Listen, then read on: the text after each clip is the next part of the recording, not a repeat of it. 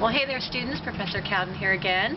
Wanted to welcome you to today's roving report. As you hopefully can see, I am actually outside today, and I wanted to mention a little activity that helped actually our soldiers as they came into World War II.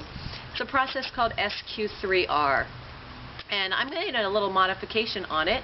It's actually called the 4S method, and you'll have a worksheet on this later on. But today's activity, you can see I have some props here for you. I want to talk to you how this helps you with your reading. Specifically, the process that was designed, that SQ3R process, is to survey, question, read, recite, and review. And what this did is this helped troops as they were trying to study manuals and study battle tactics and different procedures in a quick and easy method. Instead of having to read for the nitty-gritty, they could pretty much get all of the big details in, be able to be questioned and ready for their commanders, and be able to move on and actually kind of serve. So for you, that probably works the same way.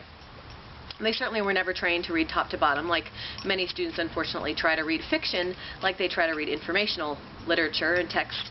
So this was a good trick to help them read differently. Between fiction and literature, there are definitely different rules. So I'm going to show you one of these right now. So I have a sand bucket here, and it's full of some nice surprises, but what I also have is a sifter. And so in the method here of sifting, selecting, and sorting, it kind of helps you decide as a reader what's really valuable, what's possibly testable, and what's kind of things that you can let go of, kind of deletable.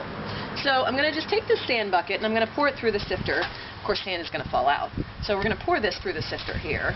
And then what I'm going to do is I'm going to put this on the bottom and hopefully catch and not make too much of a mess. I'm going to just pretty much sift this out, and we're going to see what we find here together. So as I'm sifting, kind of like I'm reading, I'm kind of scanning through, skimming through my text.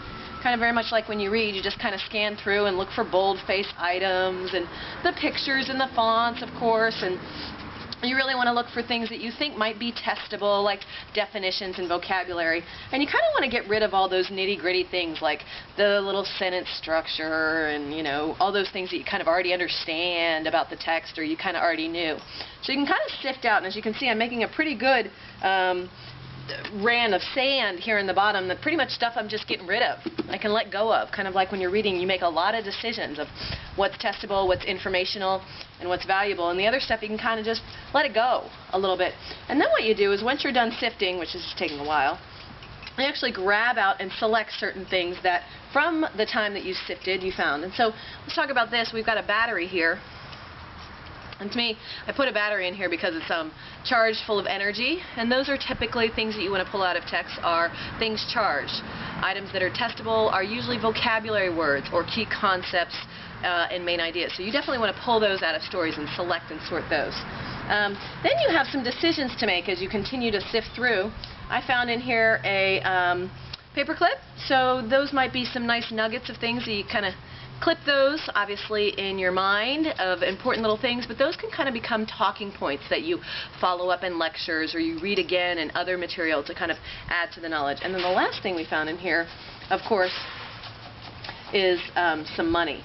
And so those are kind of key things that are definitely, those test questions are usually those people in reading selections like key authors or key researchers that you just really don't want to forget. They're kind of like money to you. They are typically the people that are the most important in the story. So I have made a nice fine mess of myself with sifting, selecting, and sorting. And just like any good reader, you're going to dig deep. You might get a little messy as you read, as you're taking notes and the side margins and so forth.